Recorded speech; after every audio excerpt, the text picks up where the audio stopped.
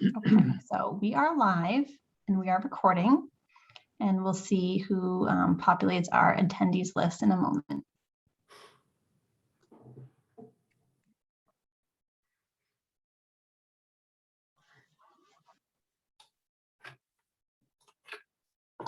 Let's see, we have John Behan and Susan Cameron just promoted to panelists, and they can turn their videos on when they've logged in.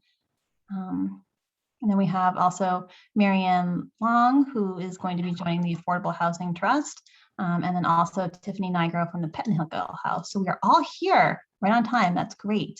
Hi, Suzanne. Hi, everyone. Good evening. Hi. On this chilly evening. Hope everyone's nice and warm. Yeah, so we're all here. So whenever you're ready, go ahead. Yeah, let's launch right in. Welcome, everybody. Welcome to our new members and our pending new members. If you don't mind just taking a minute and let's go around the room and just say hello, your name, and I don't know, your favorite ice cream flavor. So I'm Suzanne Cameron. I'm one of the co-chairs of the Affordable Housing Trust, and I love grape nuts. I'm Madeline Nash. I'm also one of the co-chairs of the Housing Trust. I'm very excited to have some new faces here. I think that I would have to say that mocha fudge is my favorite.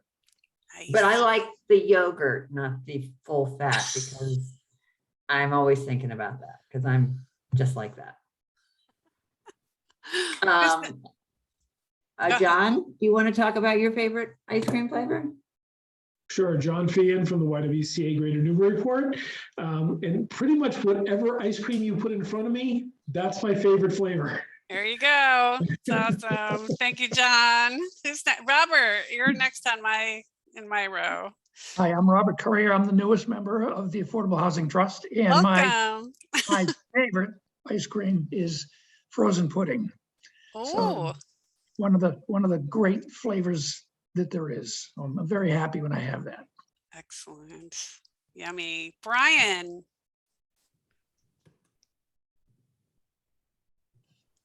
You're on mute. You're on mute, Brian. Oops, sorry. Oh. There we go. Is that better? Yes, thank you. So I'm a new member of the Housing Trust as well, and I'll go for Heath Bar Coffee ice cream at Haji's. Oh, your neighbors, right? Yeah, exactly. Hey, Tiffany, thanks for joining. Hi, everyone. I vote for coffee, cookies, and cream. Great. Yum. Excellent. Thank you. Marianne, thanks for joining. Is that for me? That's for you. Okay, thank you. So my favorite is Kahlua chip yogurt. Sweet. That sounds great. Thank you. Karen, welcome. I want to know where you get that Kahlua chip yogurt. Really? Seriously? Hard to find. Yeah. What was the question? I apologize. I came on a minute late. You introduce yourself and your favorite ice cream. Oh, my name's Karen Weiner, and I'm on the Affordable Housing Trust, and my favorite ice cream is going to be Kahlua chip yogurt. Excellent. We're all getting along already. I love this. And last but not least, Mio, I don't see you, but I see your name. Are you still there? Did she drop? I think we lost her. Well, also, I want to hear what Caitlin's favorite flavor is. Oh, Caitlin, yes. I was going to say, yeah, Caitlin for last. Oh, there's Mio. Mio, are you there? All right, while we're waiting for her, let's go with Caitlin. Okay. Hi, Caitlin Sullivan, Office of Planning and Development. And I knew immediately what I was going to say, anything with rainbow sprinkles, because my 2- and 5-year-old insist on that on everything. Great. Yep. And Mio, if you're able to, so Mio was just recommended as the next newest housing trust member at committee, so she'll be going to full council at the next meeting. Hey, Mio. I think you're having trouble with audio. Hi, I'm Okay. having problems connecting in. I'm Oh. having some problems, so it keeps pushing me out back in. So I've stopped the video. I hope that helps. Okay. Well, welcome. Do you have a favorite ice cream flavor?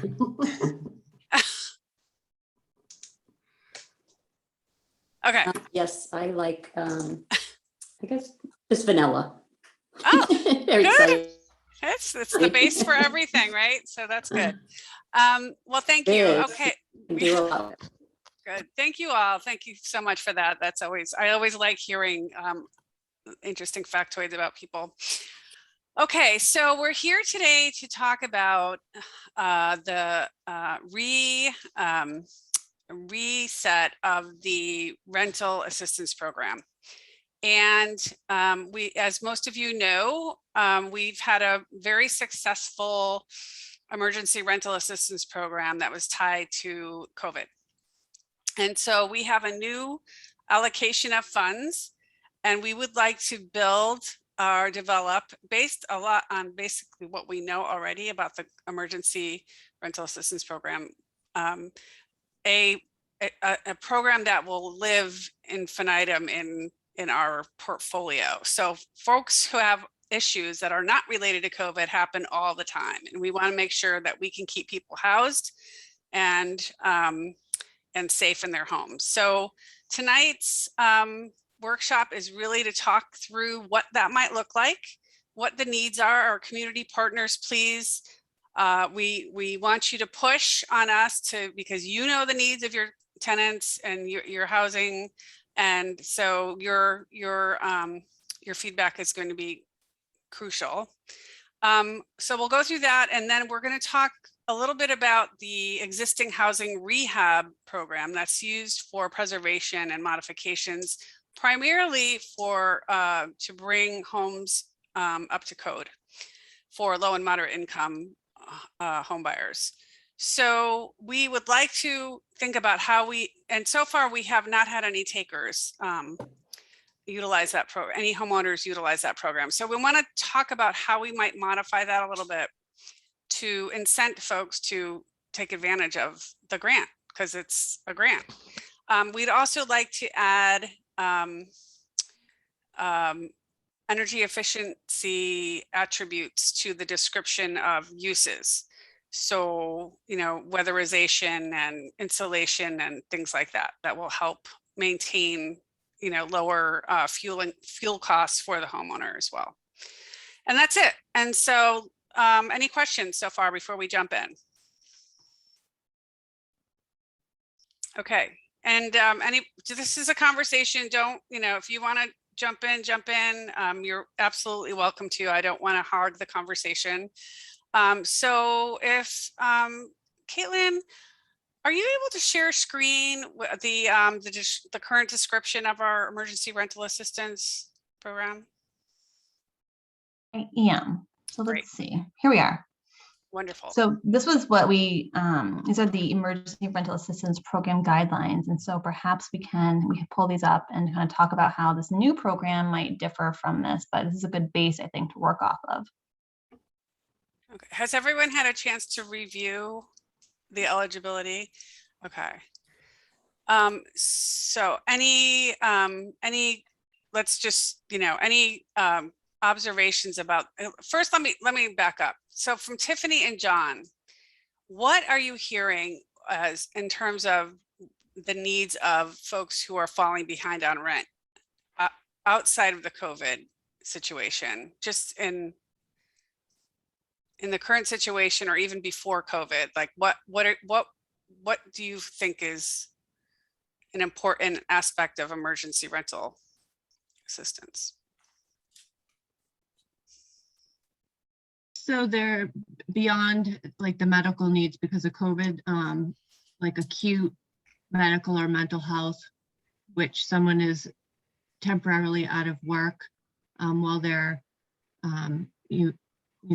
kind of rehabbing and getting support services. It could be rising housing costs are a huge issue right now. and, you know, some of landlords that are selling. Sometimes it's, you know, something happens in a family's life and they, you know, I'm thinking of they lost a voucher for daycare and, you know, there's a temporary shut off and trying to get that back in place. So, you know, they don't have daycare, they can't get back to work. So sometimes it becomes an issue in a cycle of getting restabilized. Thank you. How about if you can, are there programs for utilities and arrearages there? Or is that, could that potentially be something we could utilize this funding for?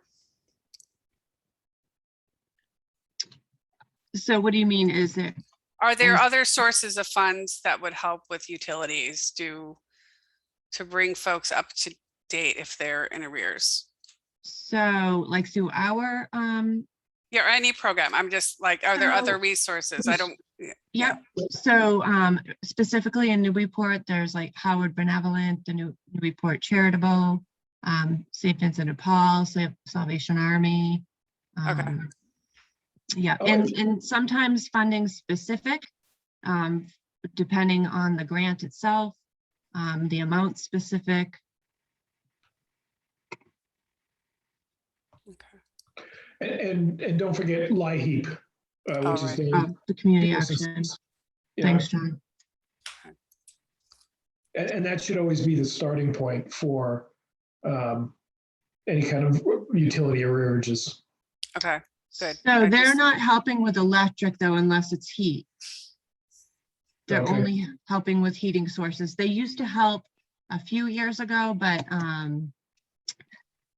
they came to present and notified us that it would just be for heating. So at this point too, where people that, because there's been some mass shutoffs of electric, we're helping apply for raft funds for that as well. Because they're having to come up with a large amount to turn back on, which is 20% of their total arrears, which sometimes can be hundreds and hundreds of dollars. So. Thank you. John, do you have any other additions?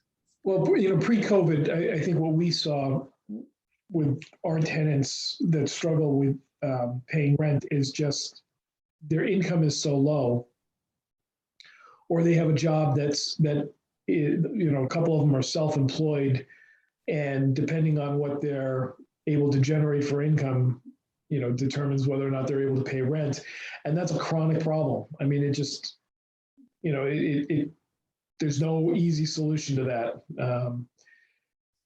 And then more recently, what we've seen among staff is that staff that have lived in apartments for, you know, over a decade at a fairly stable rent now are suddenly being evicted or told that the rent is quadrupling. You know, I mean, there's no gradual increase. You know, so you go from $1,300 a month to, you know, $2,800 a month. Or more, you know, and so staff that are in that position are just having to leave Newburyport. Mm-hmm. You know, they're good. They know that making that jump is a, you know, they're never going to be able to do it. Not sustainable. Yeah. And another thing too is transportation is a big barrier of having reliable transportation if they can get to their job. Sometimes if they are taking public transportation and then there's a child involved. So it's really kind of putting all the pieces together for that sustainability. There's a lot of barriers, unfortunately. Yeah. Suzanne. Yeah. No, I'm just, you know, just for the benefit of everyone, it's as we shape this program, we want to make sure that we're including the eligibility that is sort of an ongoing chronic issue. Now, don't forget, we have a cap, right? So the COVID program is capped at $4,500 in total, or $1,500 per month. Is that correct, Caitlin? Yes. That is, yes. Okay. Okay. Yeah. Okay, great. And so because we know that COVID, well, hoping that COVID flies away at some point, we had, we did that as sort of a temporary fix because of the nature of the emergency assistance. So I guess I'm putting that out there too. I'm just putting this out. So do we want to continue to cap? Do we want to raise the cap? And these are just questions not meant to be answered right now. Yeah, I guess the one way to phrase the question is, are there ways that the emergency assistance program didn't meet the need? Like, were there folks that weren't eligible for some reason, or they needed more assistance, or, were there some barriers within the program that we set up that we could modify?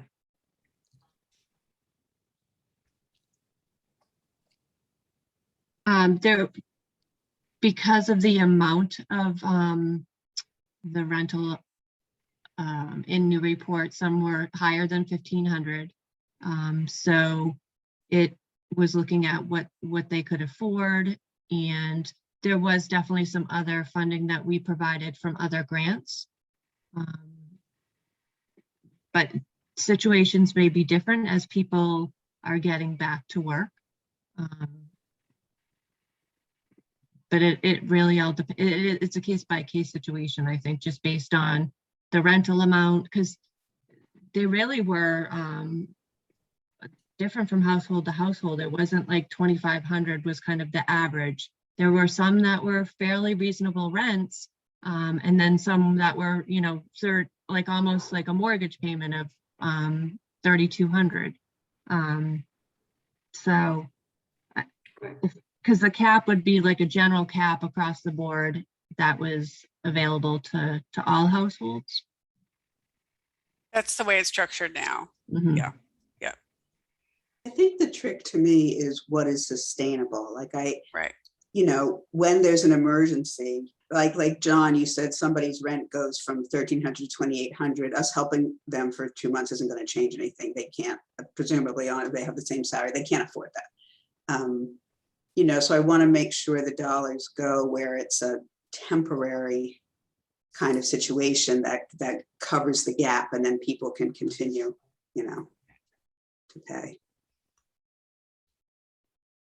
And Karen, that's what we look at too, right? Because we don't want to be providing money when we could be, if they were able to afford something at a lower amount, putting our money towards that more affordable rent versus where they are, that is not sustainable. So we are looking at the full picture. Yeah. Unless we know, right, that they're getting a second job or their hours are going to increase, and we can verify that. If there was a temporary child support got shut off, but that's going to be reinstated, again, we're looking at the full picture. Yeah, no, I think that's great. And I know you guys do that. And I think we're really lucky to have you, doing this program, implementing the program for us. I'm just sort of making the point that I want to make sure that that's what the dollars are used for. Exactly what you're saying, Tiffany. And I'm sorry to not know the answer to this, but do you allow the funds to be used for security deposit and first and last month's rent?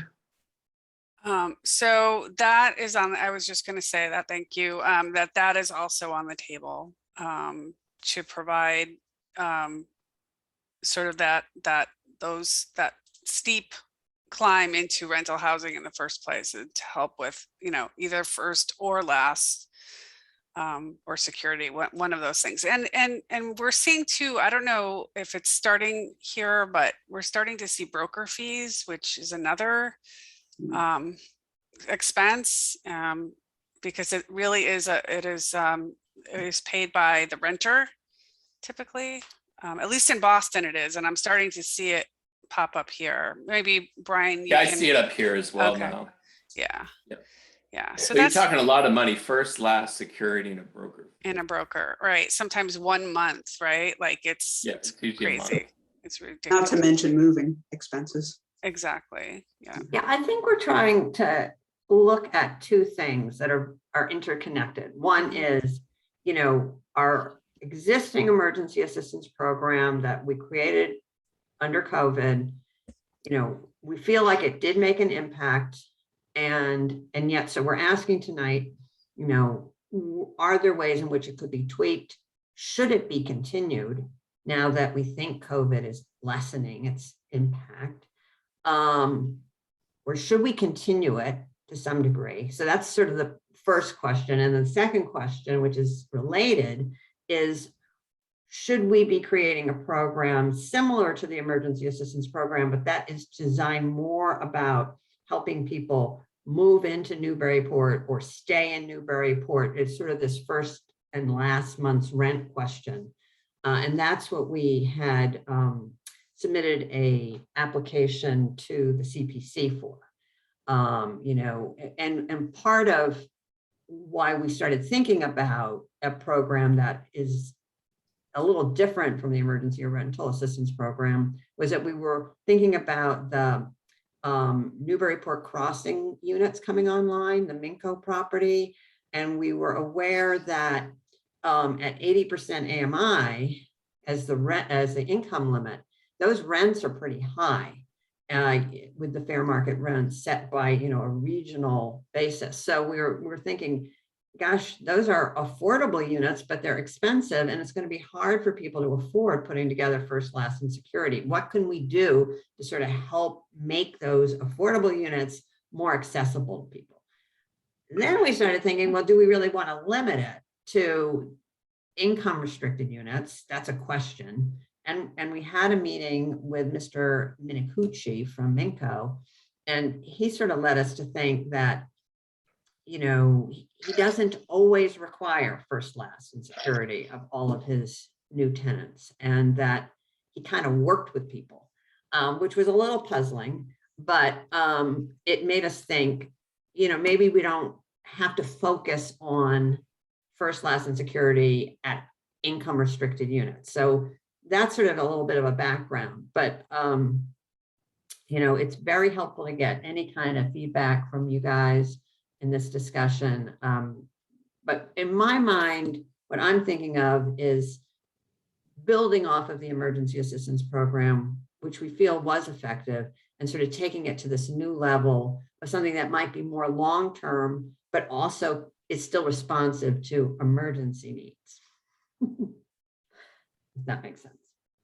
Can it be, can we utilize the same, this funding for both of those things? So like, for example, as Tiffany was saying, you know, temporary loss of job due to medical or loss of, you know, whatever, we can create that eligibility. That's not necessarily, it's not tied to COVID, but people lose their jobs all the time or have medical issues, or a loss of hours, to get to John's, you know, like underemployment, temporary underemployment, loss of, you know, child, or due to loss of child support, and they have to fill the gap for a little while. And these are and I'm saying temporary because I think we need to focus on temporary assistance just to help keep folks afloat and house until they get on their feet, right? So but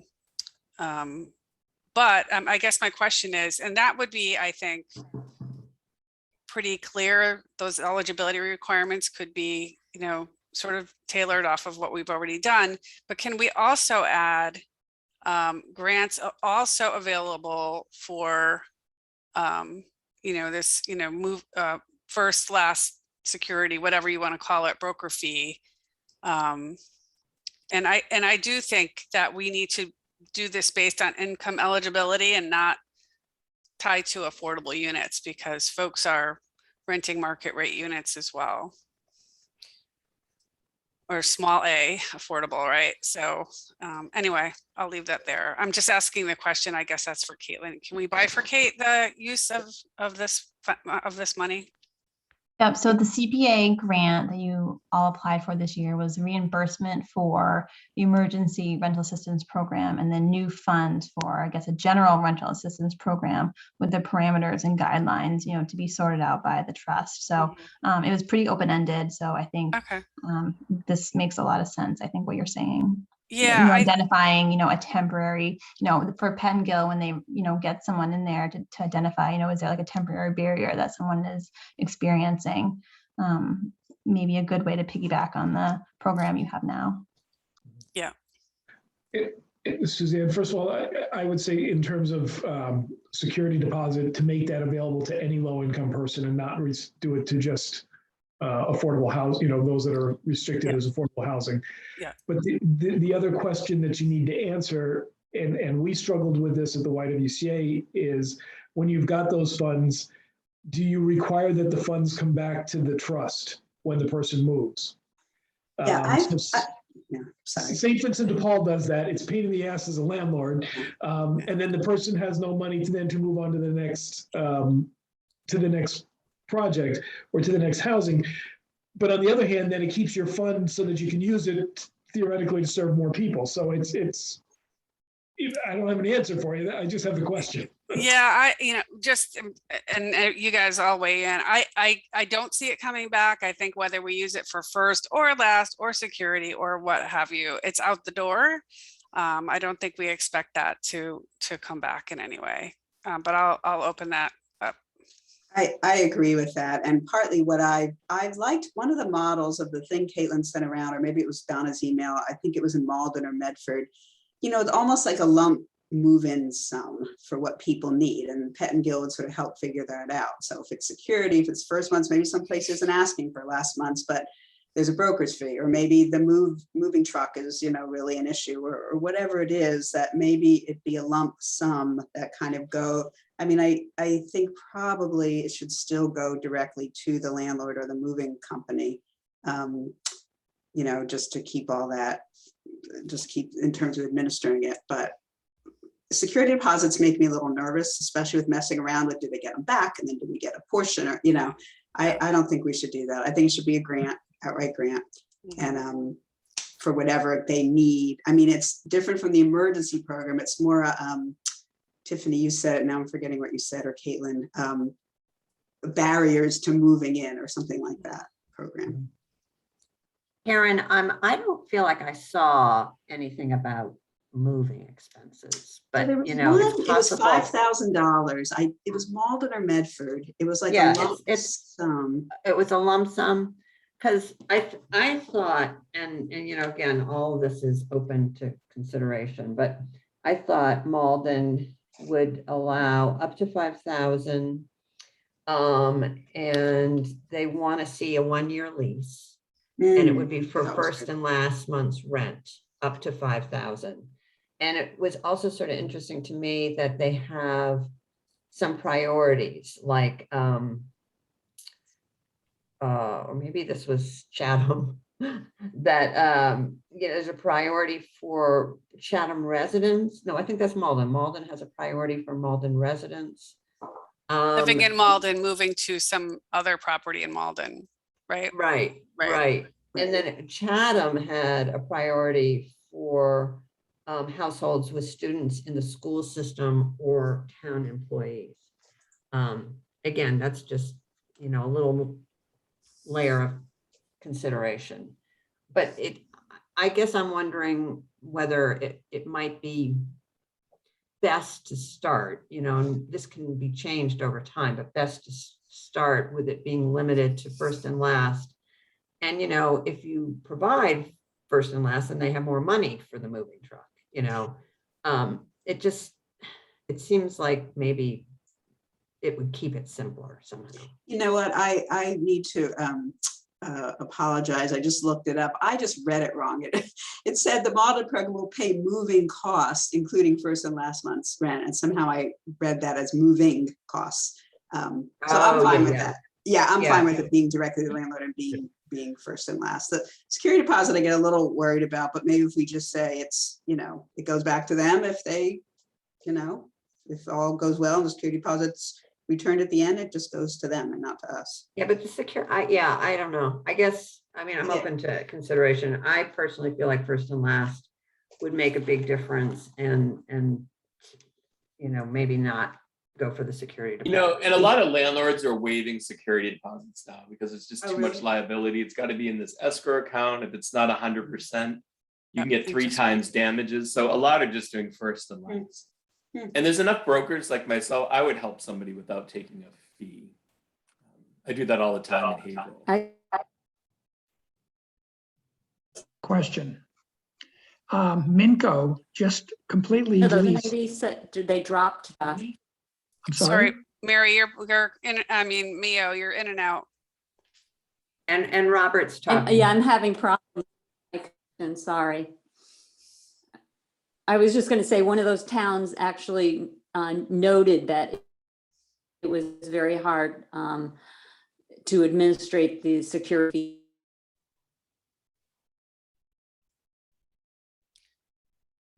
Right. Yep. So there was another question on the floor. Robert Thank was you. speaking. Yeah. Yes. Minco has just completely filled the building down on Parker Street.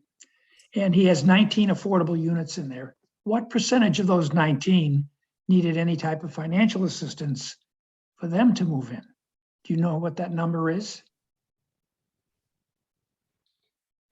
That's a good question, Robert. This is Caitlin. I know that there's been, no assistance provided by the trust to move in, and it didn't seem like there was any, when Lou came in and spoke to us. Okay, the city of Newburyport did not give any assistance to those 19 people. That's right. Okay, the next building he's doing is 21. He has 40 people on a list to move into those affordable units already. So can one assume that they won't need help either? And if that's true, this next building is 24 units. He's applying to do that on Route 166, Route 1. Then he's got 2 more buildings beyond that for a total of 106 affordable units he will be providing in the next couple of years. So he's the big guy in town providing affordable units. And I think if he is willing to work with us and to help some of these people, we can really stretch the money that we have to other people besides the ones that are the affordableness going into his building. So I think he's being very nice. Well, I think it's an interesting question. I think it would be helpful for us to reach out to Minco and find out, how they feel the rent up has gone and the folks on their waiting lists, and to see whether they encountered barriers to people moving in because of inability to provide first and last month's rent. And again, as I said a little while ago, our impression after the one meeting a meeting we had with Mr. Minicucci about a year ago, the sense he left me with was that this was not a problem for him. But it was a little confusing because I was not clear on what his firm policy was. Seemed like he kind of works with people, which, maybe is good, but makes me a little nervous. Like, does he treat everybody the same? I just, I'm not saying he doesn't. I just was a little confused. I think when you're talking about tenants at the 80% AMI level, those aren't the same issues that we're having below 80%, right? 60% or 50%. Yeah. Exactly. And I think, if I recall, and I don't have the report in front of me, but the COVID assistance, so we were talking about, I can't remember the AMIs, but nobody came close to 80%, even though that was their cap. Tiffany, is that correct?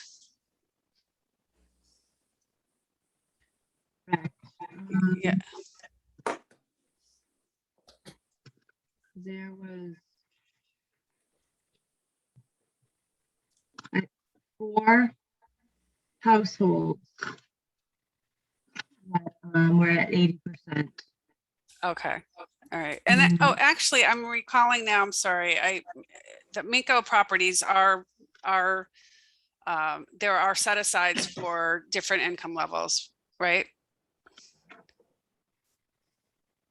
I think they're all 80% AMI. They're Yep, all so 80. Okay. Yep, so the Minko projects are all 25% affordability in each of the, the 3 buildings. And then they're all, there's a various numbers, studios, 1 bedroom, 2, 3, all 80%. All 80%. Okay, I think we started the conversation. We were going to ask for Right. some deeper rental subsidies there Right, for, that's a consideration for the future. right. But Okay. my point. I'm just wondering, Okay.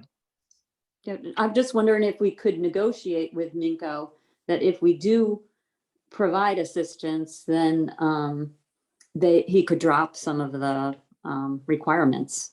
Just have an agreement with us, because it sounds like when he deals with certain people, he's okay with that. Maybe if we had an ongoing agreement with him. Just like, and yeah, I think that this warrants more investigation, but I also think that Minko has their formula down pat.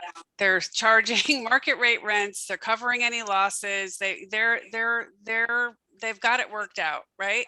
This is different than a small landlord situation. Very different, where you have a variety of units, a variety of tenant attributes, et cetera. And I'm not saying that we shouldn't. I mean, this assistance in my mind would be available to anybody who's income eligible. It doesn't matter where Right. they're, but I don't think, we need to, whatever. I don't know. I want us to kind of think more broadly. And even though he is probably, the big A champion of in Newburyport, we've got all this little A out there that's going to need some help. So that, I mean, and I don't want to argue it, or, we can argue that point. That's fine. But I do think he's got it down, which is why he doesn't seem phased by, collecting whatever he collects at time of lease. So I think he would tell us if he needed it. But if a tenant there in any of those properties happened to be in need, if they lost a job or they lost hours or et cetera, any of these other attributes, they're certainly welcome to come and apply for funding. Right. Agreed. Well, it seems like people are kind of interested and excited about the idea of a program that would provide first and last month's rent to folks with an income limit of up to 80% AMI. Yep. And then we might want to do something like have a cap like they have in Malden of up to $5,000. Yep. I think we have to be able to stretch the money. And like you said, it has to be temporary.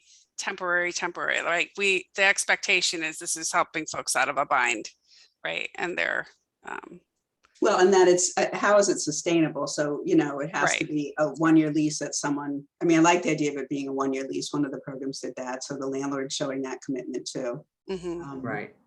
And And it's it has to be- possible, I'm sorry, go ahead. I was going to say it's possible we limit it to once. I mean, I don't know whether we want to do that, but, would we be okay with every 12 months assisting a family that moves from one apartment to another? I mean, maybe we don't have to decide that now, but it's just something to think about. Yeah. So this is Caitlin. This is sounding to me a lot like the program we have now, just kind of adding in more ways for people to be eligible. Yep. Whether it's, the barrier to move in, which is the first and last month's rent, or there's some kind of temporary barrier they're experiencing. So, it sounds like basically this same program just expanded. Is Exactly. what I'm hearing. Yep. Yeah. And would we want to be confident that they had, used what other resources are available to them? Like is Raft, is it even called Raft anymore? Is it something else? I'm looking at Karen. So Raft. Still I mean, around? there's also, what's the other one, Irma or something? Yeah, Irma, yes. Yeah. And then the housing assistance, well, that's going to help homeowners, never mind. But the housing assistance fund is going to kick in next month as well. Right. So one more question about use of funds. Do we want to consider arrearages? So folks they've been struggling for 3 months. They're behind 3 months. They need to bring their, in order to stay, they have to bring money to the table to stay housed. Isn't that what we're doing now? I'm confused. how No, that's no, different I from- thought we were sort of going as it's a go forward. So I'm talking about folks who've already accrued an arrearage, if that makes This you'd sense. have to look at, is it temporary? Right, It's in arrears, is there something Yeah. happening that's gonna change their situation? And right. then that would make sense. Or maybe they're fixed their situation, but they're still, Still hole. struggling. Yeah, yeah. yeah. And I'm throwing that out there because, still struggling to pay back the landlord. You know what I mean? Yeah. And I'm saying that because the Housing Assistance Fund, which is really for homeowners, if they have taken advantage of a forbearance, for example, this Housing Assistance Fund will help them bring their mortgage today and kind of drop the forbearance, if that makes sense. So that's what gave me the idea, but I just wanted to throw it out there as a possible use. So any other comments? I think we just need to maybe tighten the screws a little bit, Caitlin, in terms of the definitions of what the eligibility is, and then the backup documentation to prove, right, that Tiffany would need to approve. My dog Okay. is barking. I don't know why. So I think maybe, so by the next meeting, which is December 12th, I'll kind of coordinate with Tiffany to kind of get a, revised program guidelines and application, which could then be, I guess, put on their website, like we had the emergency program now, as well as, and then run it by you all. And then Yeah. also, I guess, the MOU with the Pettingill House too, and have that all Yeah. drafted up before the December 12th meeting. Does that sound That's- good? And I guess that's- the list, the eligibility is what's really going to be expanded. I think the list, Right. I think that Pettingill will look at to see who really is going to qualify for this, rental assistance. Mhm. Does that sound right? It's Sounds not good. December 12th, right? That doesn't sound right. Yes. Yep. It's December 12th? Isn't that a December, Sunday? oh no, sorry, December 2nd. Yeah, Yes. okay. Right, that's our regular meeting. Yeah, okay. And can I just ask, I just want to make sure that the funds wouldn't be restricted for like public housing or the James Mill, because we do have, sometimes their names come up and there is sometimes first month's rent that's required. And if it's kind of the middle of the month, or they don't have, if they're on fixed incomes and their Social Security hasn't come in, it's that is included, like there's no, with this funding, that it's public housing is not excluded, or like the USDA at James D. Miller. Again, I'm going back to income eligible. I'm trying not to be project focused here, but what does everyone else think? Are there other Is your mechanisms? question, Tiffany, would the funds be eligible for housing that is, affordable housing? Of housing, the Housing Authority or James D. Mill? Those Right, because properties. their rent is based on their income. Mhm. So if you're living in public housing and your income goes down, doesn't your rent go down to match Yes. it? Correct. I'm just saying like a move-in, Oh, I see. like to help move in, because sometimes it is required. And if say it's the middle of the month and it's prorated, or again, there's moving costs and they're paying that, but they need help getting moved into the home. I just want to know, like upfront, if that would qualify as well. I don't think that should be excluded. I think it's Yeah, I like don't either. Suzanne, like you I said, don't it's either. income based. So as long as they're under the income, I think they can Right. apply. As long as they meet the other eligibility criteria. Yeah, Yep. I noticed in the Malden program or the Melrose program that rent cannot exceed 50% of the household's income. Yeah, that was interesting. So they, they look at what is the lease, what's the monthly amount, and, is this realistic? Mhm. And that seems to make sense to me as well.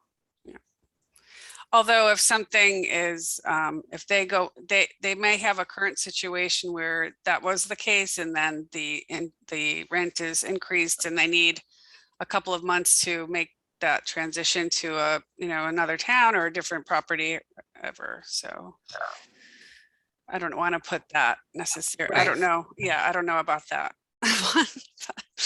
But if it's over 50%, it's really not sustainable, right? Not So sustainable. Exactly. unless we can foresee they're going to change in some way, I don't think you I don't want to like putting encourage. I like putting the 50% because first of all, it's realistic. It's not like 30%, which, just doesn't work for people. Mhm. But secondly, I think the more criteria, the less room there is for being accused of subjectivity. So I think if you've got the 50%, it doesn't mean an exception can't be made, under some unusual circumstances, but I like putting a parameter in place. Yeah, that's a really good point. Suzanne, Yes. I think Madeline was referencing another program that had an eligibility criteria or a restriction. So regarding people, that only people who would be eligible would be people moving from Newburyport to Newburyport. And I would suggest that you not adopt that type of a restriction, but rather just tie it to people moving into Newburyport. Otherwise, you may get into fair housing issues. Yeah.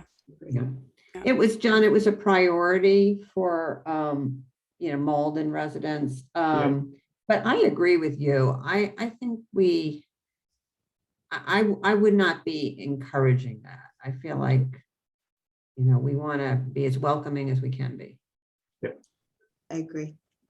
Yep. Good. I'm being, in the interest of time, how are we feeling about, so Caitlin, you have everything you need to put pen to paper? I do. I feel like I do. I feel like I Okay. can get a good draft going, Okay. checking in with Tiffany, and then perhaps doing you and Madeline. And I think we'll have something ready for the December 12th meeting. Wonderful. December 2nd. December 2nd. I did say that. I don't know what's happening on the 12th, but. Okay. Can you please pull up the rehab program for us? I just want to move into this one quickly because I'm not. Yes, I I'm don't not have the actual website, but I have the little the write-up that I just provided you all. Yeah, right here. Okay, great. This is basically from the website itself. Right. Okay. So again, I think did everyone have a chance to read through the housing rehab program? Yes. Okay. Yep. All right. So for me, there are a couple things here. One, we need to make sure people know that this is available. Number two, I'm wondering about the contractor. It seems kind of onerous. Like, is there a way for us to have them bring, does the contractor have to, I don't know if you're, if you can click on that, see here, the contractor information form. You said that there were not many contractors who wanted to sign up, for example, in your write-up. Yeah, so that's right. So Too many steps, right? So yes, so I guess the background is this, is that the CPC City Council appropriated $30,000 to this program, a while back in fiscal year 2016. No funds have been spent for this program since that new allocation.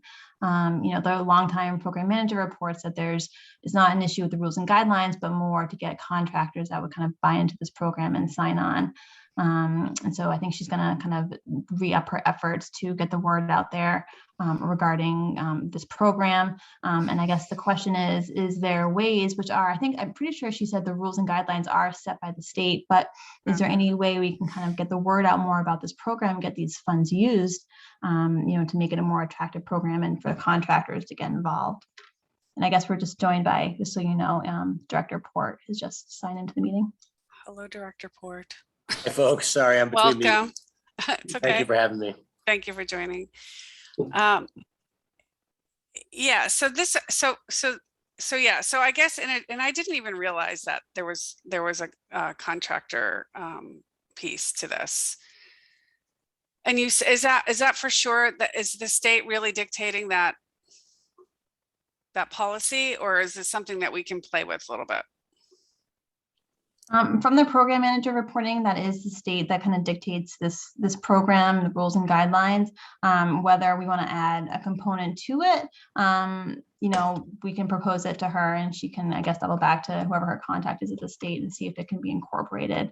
Perhaps, I guess, breathe some new life into the program and get some people interested. Because, like I said, there's been no funds used for several years, but the program still exists. It does make you wonder. I mean, contractors in this city have no trouble getting lots and lots of work, right? I mean, the issue is more people who want contractors can't get them. So why would anybody go through an onerous process if that's what it is to sign up for this? That's what I'm. And also, I'm wondering if the onerous process was when this program was funded with CDBG funds, and then the state would have rules. I mean, if we're funding this with CPA money, I don't think the CPA program funds regulate this. I think that's a throwback to federally funded housing rehab programs, which the city used to administer, quite successfui. Yeah. And a lot of those units are on our subsidized housing inventory. That's where all those single family homes in the SHI are from the housing rehab program. It was administered for many years and, is very, goes back for many years in many communities. So I'm wondering if this could be more loose, but I think Karen's right that it's probably it's really hard to find contractors to do small jobs. It's And if there's impossible. any extra layer of paperwork, forget about it. Yeah, Karen, you're right. There's so much work in this town. People cannot get contractors, and the $7,500 limit basically eliminates all of them. They're not going to do a $7,500. If you want to modify and make a bathroom handicapped accessible, it's probably going to be more than that. And it's very hard in this community right now compared to what it was years ago, where $7,500 would get you a lot of work. Today it won't, and they just are not interested.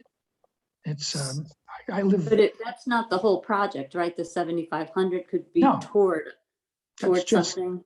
That's just something. Just an amount to bring things up to code, to insulate, to make it greener, put in some new windows.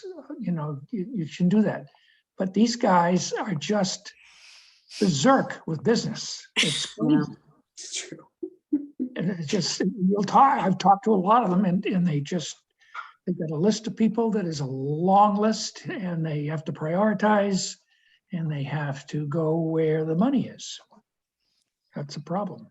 So a couple of things to think about here, and we might not get through this one because I'm conscious of time and I don't want to keep you past an hour.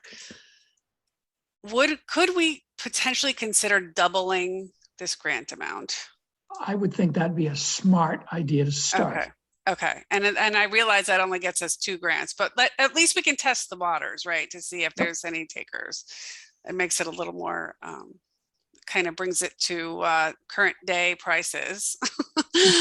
And then that's number 1. Number 2, can we please look at the onerous process and try to simplify that and make that more streamlined so that it's easier for a homeowner to take advantage of this? And say maybe they have a contractor, maybe that they already have somebody in mind that doesn't have the time or the desire to go through all this process. Number 3, I would like to just add, not just a clear need for correcting code violations, but a demonstrated need for energy efficiency. And we can, whether it's windows, insulation, I need to look up, what those definitions could be. But I would like us to start at least starting to a little bit focus on, that piece of the rehab need. So, with a eye toward keeping energy costs down. So. Yeah, and National Grid has that program where they come into the house and assess, which would be helpful to get that assessment if we're looking at the green piece. Yep. No, that's a great point. Good point. Yeah. Mass Save, is that what it's called? I think so. Yeah, Mass Save. Yeah. Not to be confused with Mass Saves. Everything sounds the same. But in the past, Suzanne, and this may have changed because I've been out of the field now for many years, there was, Mass Save would come in and say, here's X number of light bulbs, here's X number of this, but to energy, to do all these things, it's going to cost this much money, and then people wouldn't have it. So to be able to tie this type of a program to Mass Save and then implement the projects that Mass Save recommends might be a good way to get these funds out and used. Yep. No, I think it's a great point. Yeah. I think they give you a discounted price too on certain things. Right. Yeah, it's already discounted. Yeah. Yeah. So maybe this now, and I know we have funds sitting there and we have to, I'm hoping that it's okay to pivot according to what was appropriated back in FY16. So that's another question. I think Suzanne, you bring up some really great ways to enhance this program. I think the way to do it would be to return these funds to the CPA grants and then apply again with a revised kind of scope and mission and kind of process, in conjunction with the existing program manager. I think that would be a great way to kind of maybe apply for this upcoming grant cycle. So there's no, so there's overlap between the existing program and the new program. Okay. How does everyone feel about that? Fine. Sounds good. Okay, Yeah. good. No, I'm excited about this. I think there's this has a lot of potential. I'm sorry I cut you off, whoever that was. I can't see. I was going to say, my only concern, I guess, is that what Madeline was saying earlier was that it sounds like it's not CPA. I guess it would be helpful, Caitlin, if you can find out if there is an onerous application process for the contractors, or if we're just assuming that. It sounds like there really is from the program manager, and she identified that as like the main barrier of why people aren't interested, but that doesn't mean there's not ways to simplify it. This program, it's old program, it's back since 1992. So maybe it could use some refining. Well, yeah. Look into that. Yeah. And Caitlin, if it is coming, if it's being funded through CPA, but, built on the sort of the old format of something funded through federal funds, there may be a new opportunity for some more flexibility. We still want, well-qualified contractors that have liability insurance, right? But maybe it doesn't have to be quite as onerous. Yep. I think that's a great point. And it might be interesting to have a representative from Mass Save, just, I don't know if that's an internal meeting or something that we can investigate and figure out the best way to tie them in. All right. We are at 6:59, people. Wow. Suzanne, you run a tight ship. I love it. I do. I that's my commitment to you, and I appreciate you all being here and taking the time out of your busy days. And thank you all. Thanks for sharing your ice cream flavors. Thank you, Caitlin, for keeping us doing all the backroom work. We really appreciate that. Yeah, your staff report was very helpful. It was Yes. very helpful. Yeah. Oh, good. Thank you. Thank you all. And so with that, I will adjourn our meeting and I guess we will see each other again on December 2nd. Great. Thanks, everyone. All right. Thank Thank you, you. everybody. Thank Good you. night. Thanks, Okay, you bye. too. Thank you. Good night. Bye-bye.